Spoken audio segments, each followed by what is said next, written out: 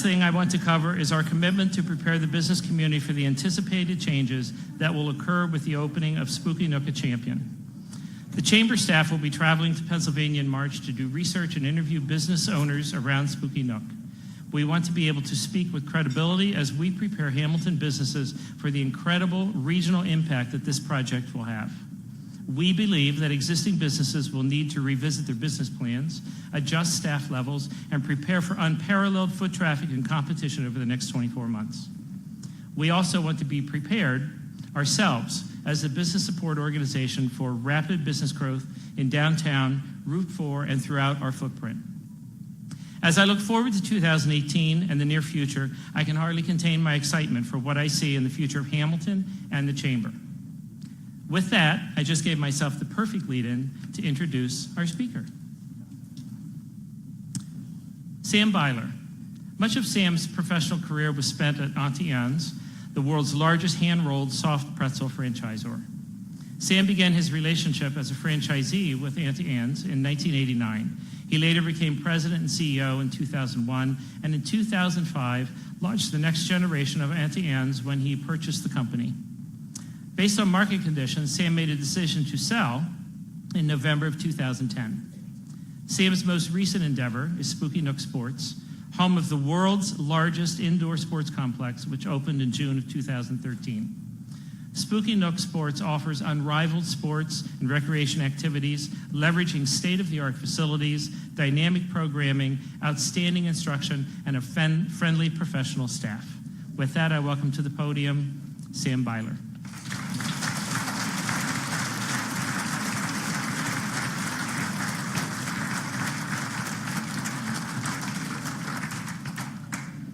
Well, good evening, everyone. Glad to see you. I'm glad you took the time to come out tonight.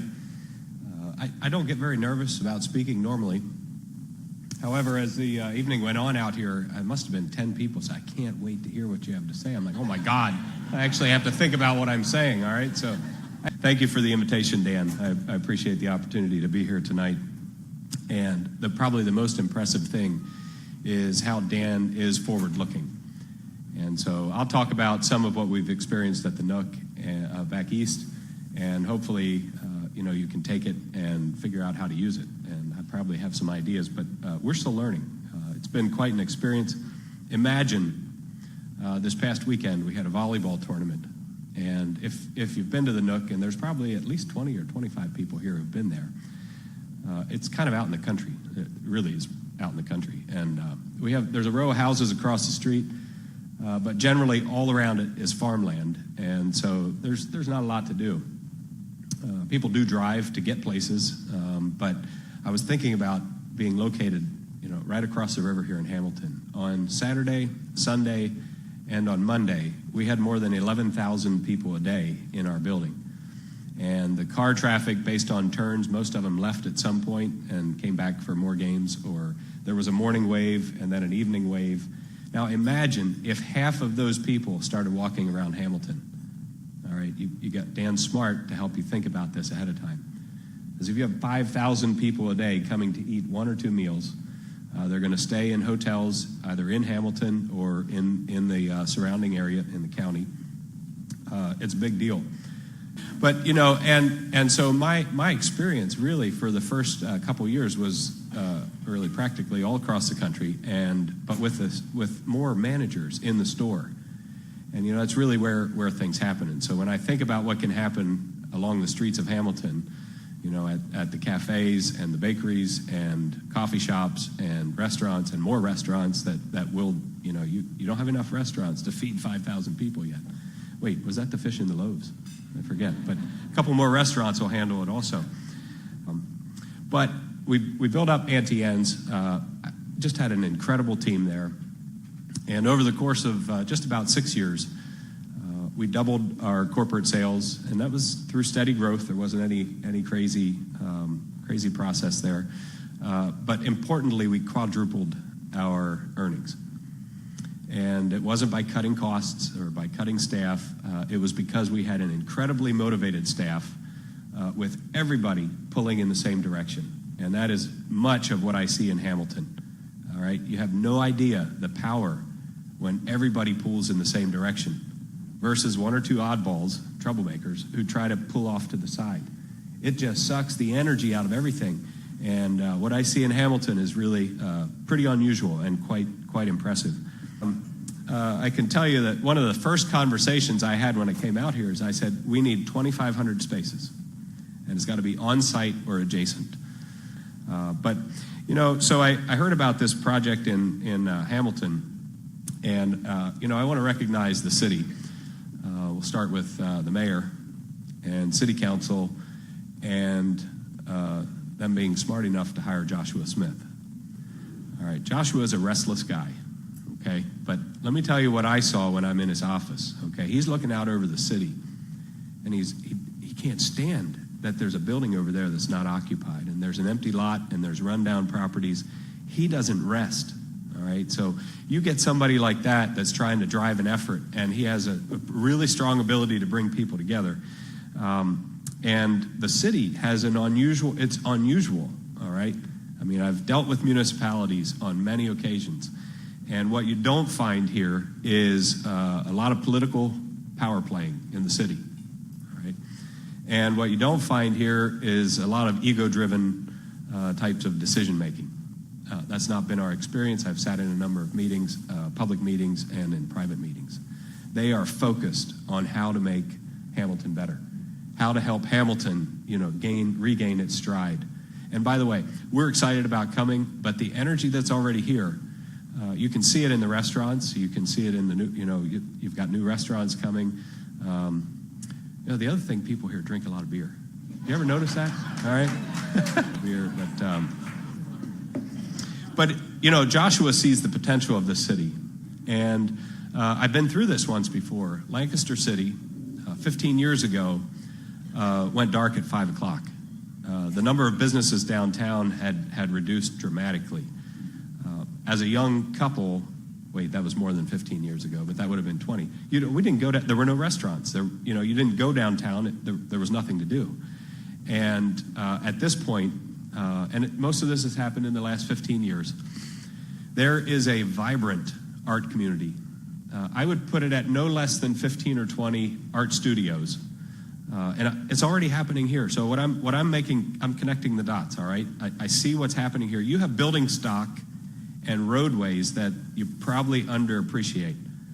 So in Lancaster City, which was built back when everybody drove horse and buggies, the streets are narrow. There's just really limits to what you can do. The building stock is maybe 100 years older. It's much more costly to rehab. But we've had this thriving arts community with artists. They make a living. I mean, they make a good living. You walk into these, every first Friday is, it's First Friday, but it's first Friday of the month. All the art studios stay open. They have wine and cheese and, all this. The streets are throbbing with people.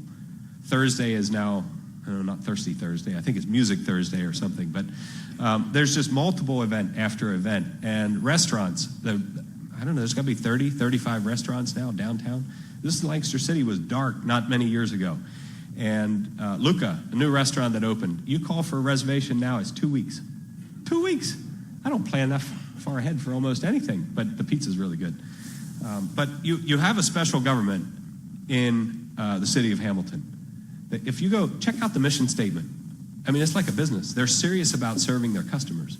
Now, you're going to fight with them about taxes, or you might have a water bill, or you might, it's all that stuff. I get it. But their focus on how to bring the city along is pretty amazing. And I haven't seen or felt that, what we feel in the city here, anywhere else. Markham Apartments, German Village, Main Street, High Street, you've seen it changing, but it might be so slow you forget it happened, right? But it is happening, and it's quite amazing. We did a study, or a study was done on our behalf. I think EDC will release it shortly back east, on the economic impact of Spooky Nook Sports in Lancaster County. Again, we're out in the country, and so I think what happened is we opened, and then you really got to get on the highway and go one exit, which is only a mile or so. Up there, 5 new restaurants, a new hotel, another hotel right at the exit where we're located, another hotel down on Centerville Road, 2 exits down and a couple miles away. Lots of things are happening because of the demand. And we have about 150 employees full-time. We have about 600 during our busy season, which is last year was about 9 or 10 months of the year.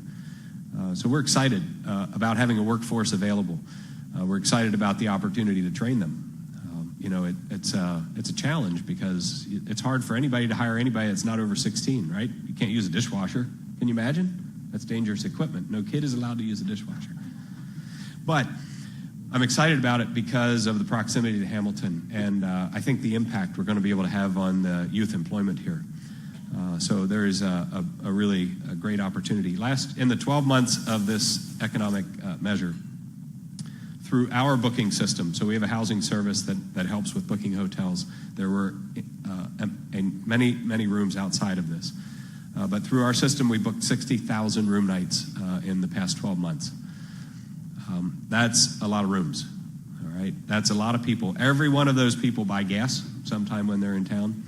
Every one of those families buy at least a couple of meals. We want them to eat with us sometimes, but we want them to experience Lancaster because it's a part of what keeps them coming back.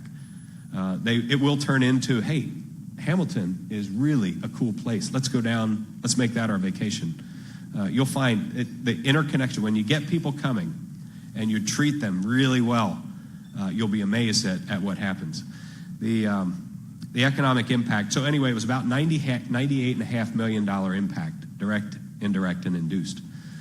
That's an amazing number. I was amazed at the number. I started thinking it's going to be a big number because we see the people coming and going. But the opportunity for Hamilton, I think, is huge. And by the way, if you're thinking about opening a business, I'll give you this is free advice. All right, get a lease now.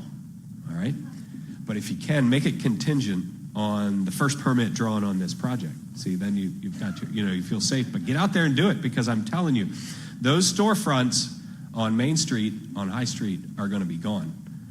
You're going to be surprised at how quickly they're taken up.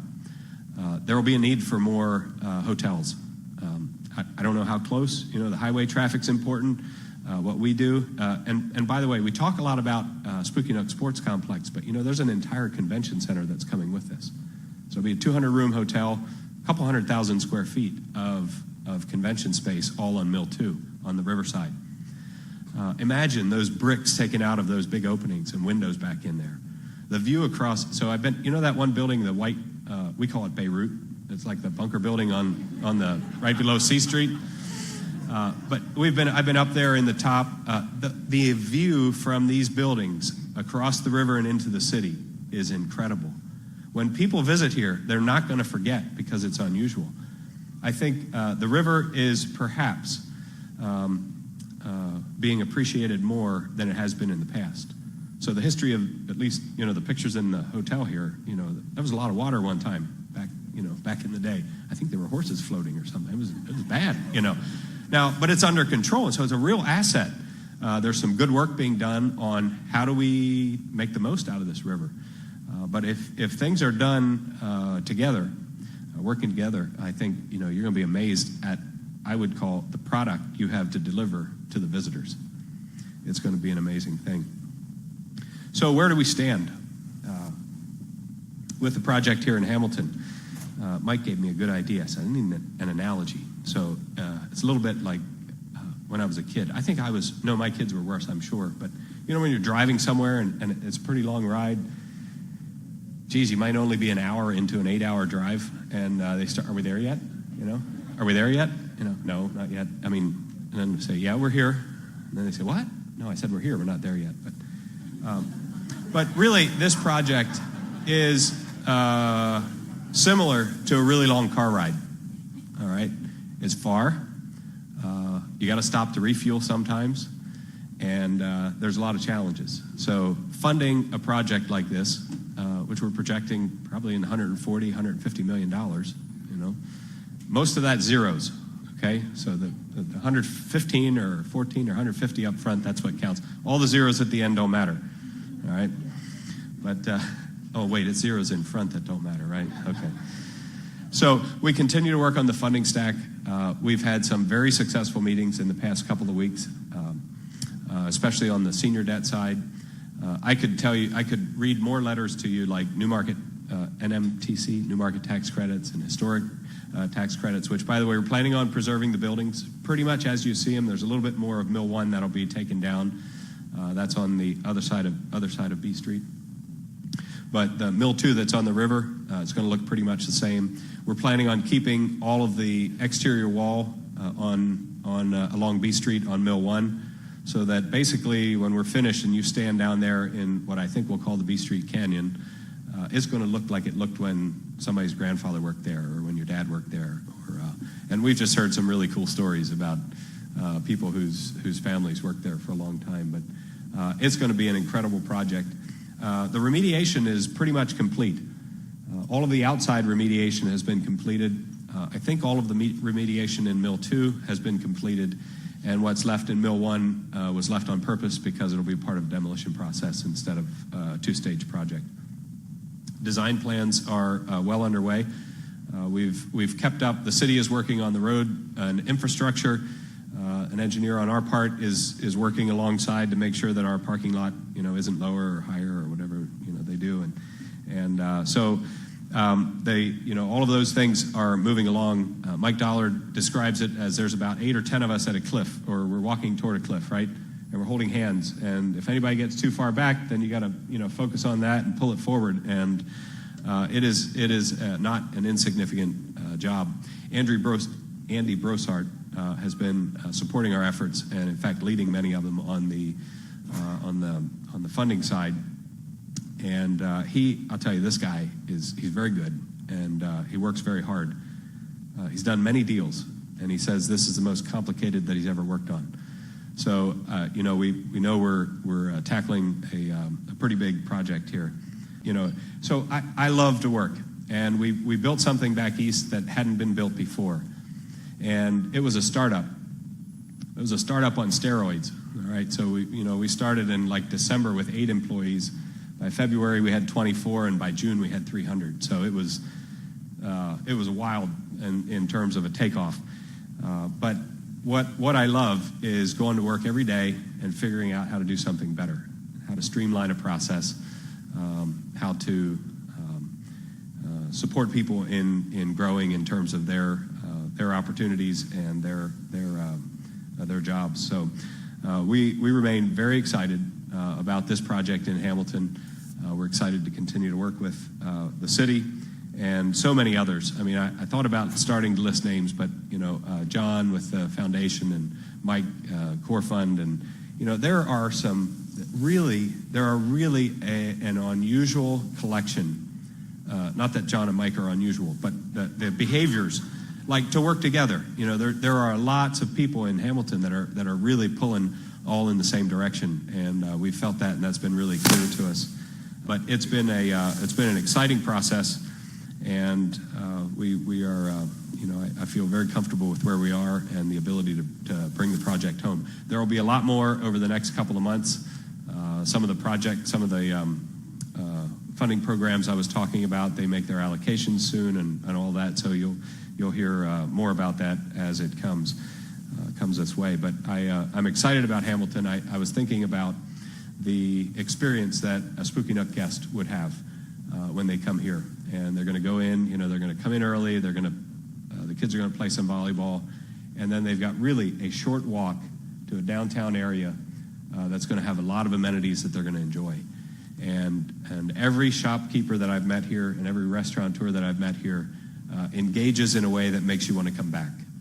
We're not here enough nights to eat in all of these places, but I wish I could.